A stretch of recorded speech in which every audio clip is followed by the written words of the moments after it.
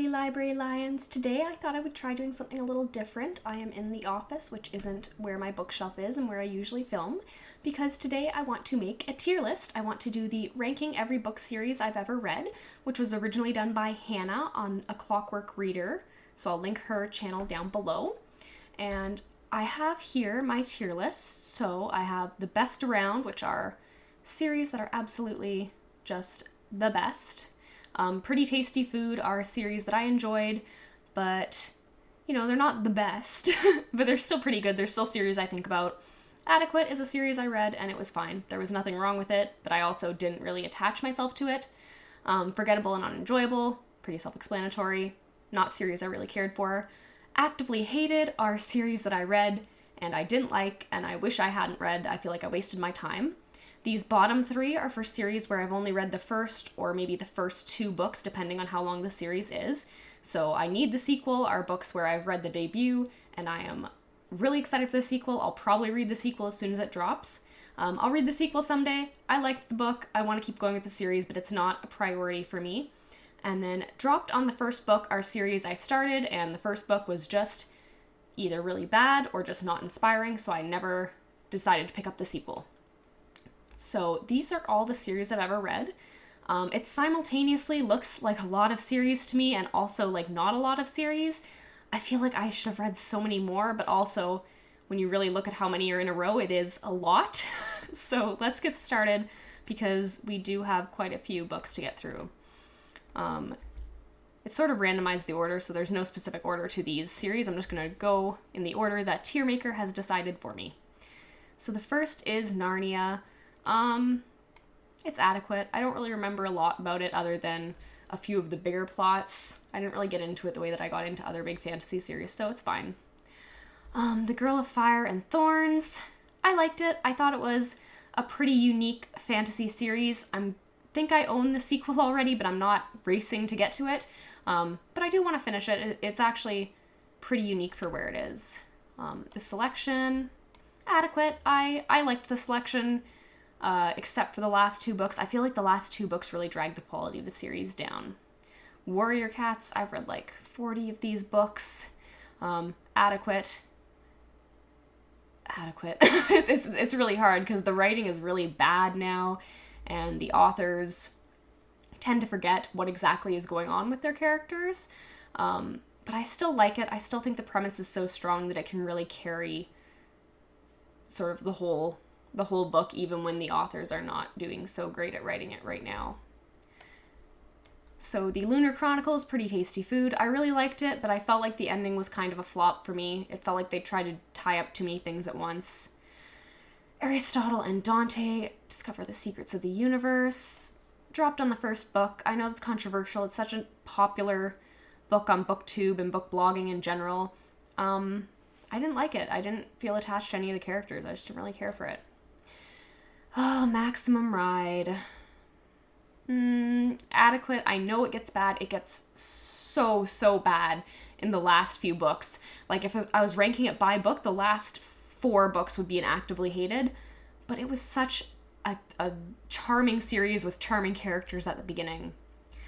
Shatter Me dropped on the first book. I hated the protagonist. I didn't feel anything or any type of way about anything that was going on in that series. Game of Thrones, Pretty Tasty Food.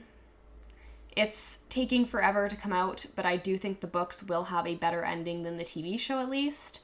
George R. R. Martin's writing is kind of dry. It's not the best, but I do really like the plots he's building up and the characters he's building up, so that's exciting. Throne of Glass. That's a hard one. I'm going to put it in Forgettable and or Unenjoyable. I know it's going to be controversial, but I feel like Throne of Glass is not great. There's so much going on. The characters change a lot. It's 7 books long. It's thousands of pages, and I don't feel like it had to be. By the end of it, I just liked Manon, and everyone else could have fallen off a cliff, and I wouldn't have cared.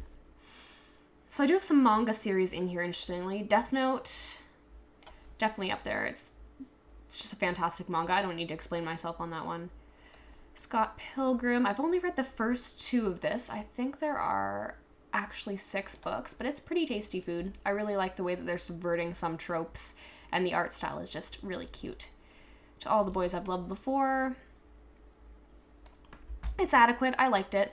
After reading more contemporary romance, I don't feel like it is sort of the best contemporary romance, but it's pretty good. The Falconer, I dropped on the first book. I didn't think it was going to be like a steampunk book, and it was a steampunk book, and I found out I don't really like the genre.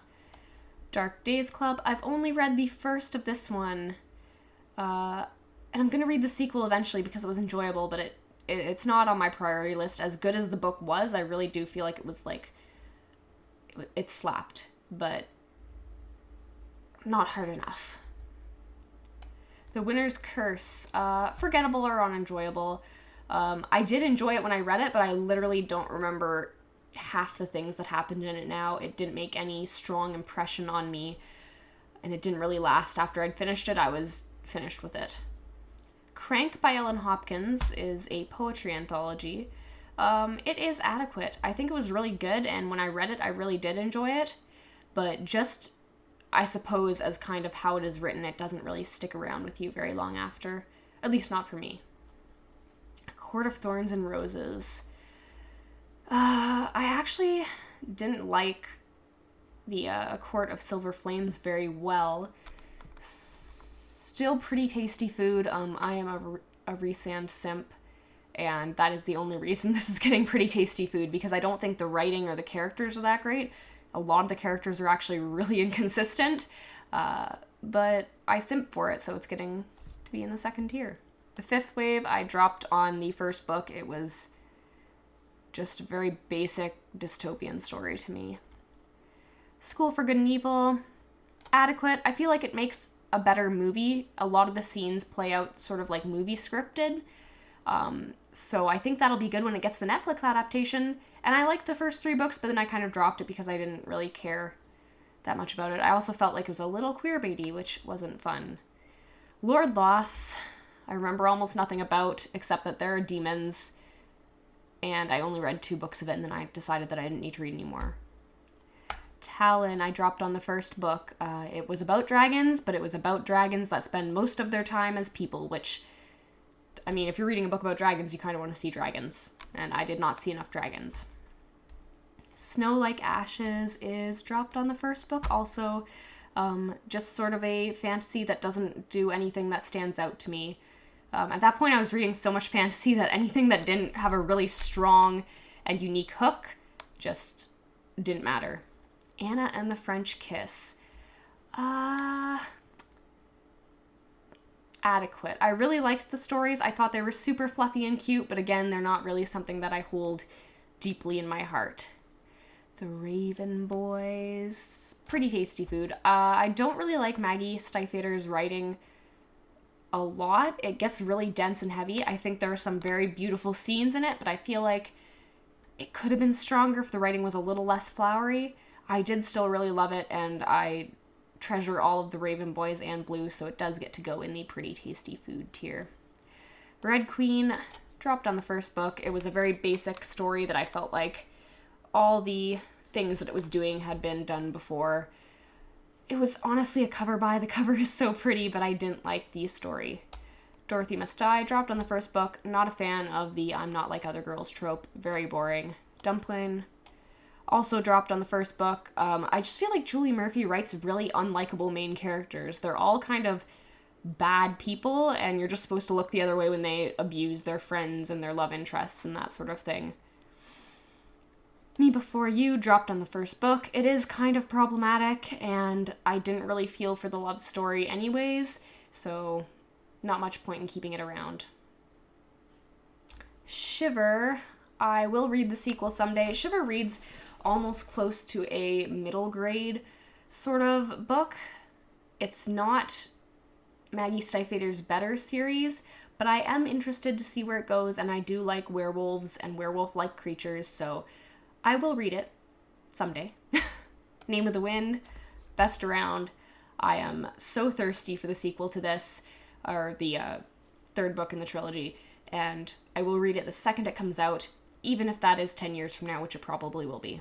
Merciless, dropped on the first book. It was kind of just gore porn.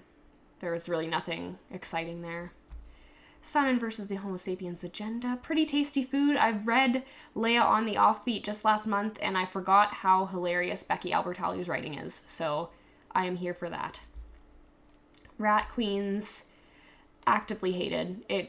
When the artist changed and the story just got so messy, and I lost, the covers were so pretty, and I lost all the will I had to read it after the artist changed and the story started to break apart from where it had begun. The Girl at Midnight, dropped on the first book. Again, there was nothing special about it. The Young Elites, adequate. I thought it was a fun read, but it wasn't anything I'll remember. Bookishly Ever After, dropped on the first book. Very standard contemporary. Airhead by Meg Cabot was actually adequate. I still remember it, even though I read it about a decade ago at this point. Don't quote me on that, I'm terrible at remembering years. But I still remember it, and I thought it was actually pretty fun, even though it did have a little bit of the Not Like Other Girls, but I feel like it subverted it very well. Lumberjanes. Lumberjanes read younger than I expected it to read, so I didn't end up enjoying it very much at all.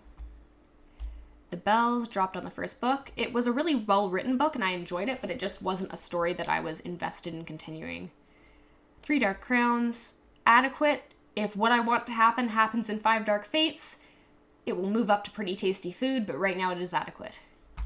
A Study in Charlotte. I need the sequel. I read this. I loved it as a retelling of Sherlock Holmes. I thought it was brilliant, and I bought both the sequels right away, and I'm going to be reading them as soon as I can. The Shadow Queen. Dropped on the first book. The covers are beautiful, but it is not a very interesting story. Wonder, dropped on the first book. It was just too young for me, and I don't know, very optimistic, and I wasn't into that. Illumini, Pretty Tasty Food. I really liked that it was like a found footage type of book. Really fun to read through, but sci-fi isn't my genre. A Darker Shade of Magic. I do want to continue, eventually. Six of Crows is going right up to the best around. Don't need to explain that. Carry On is Pretty Tasty Food. It's basically a dreary fan fiction, but with OCs. So I'm so here for that. An Absolutely Remarkable Thing is Pretty Tasty Food.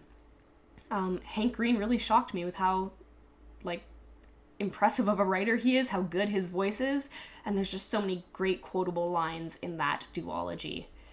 Durarara is adequate. Some of the characters are quite good, but light novel as a writing style is just not something that I enjoy. I feel like it lacks a certain depth.